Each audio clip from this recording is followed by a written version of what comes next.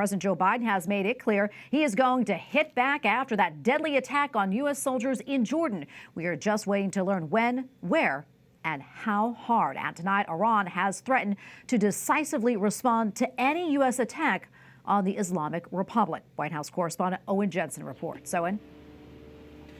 Tracy, President Joe Biden and his national security team no doubt have a wide array of options available on how to strike back. A weak response may do little to deter further attacks. On the flip side, there remains the fear of widening the current war. Huge columns of smoke rising above Gaza as Israeli forces press on with their offensive against Hamas.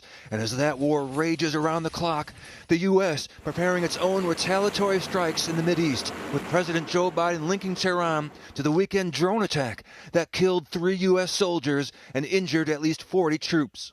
In the White House press briefing room today, this update. We believe that the attack in Jordan was planned, resourced, and facilitated by an umbrella group called the Islamic Resistance in Iraq.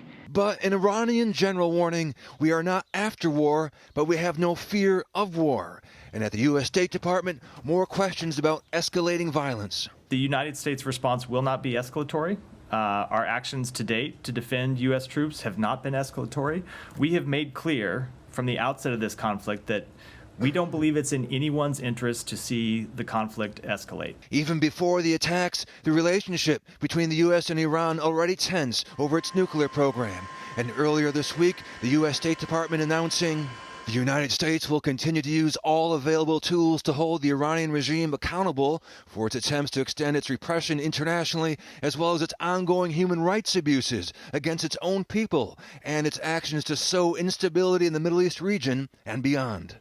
And at the International Religious Freedom Summit in Washington, one woman who fled from Iran decades ago told me women and religious minorities are suffering. It's hard because they cannot recognize them equal to men.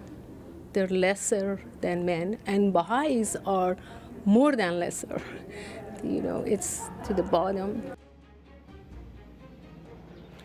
Also tonight, Secretary of State Antony Blinken returns to the Middle East later this week. It'll be his 5th diplomatic mission to the region since war broke out last October. Several items on the agenda, including post-conflict reconstruction and governance in Gaza, humanitarian aid, and the hostages still held by Hamas since October 7th.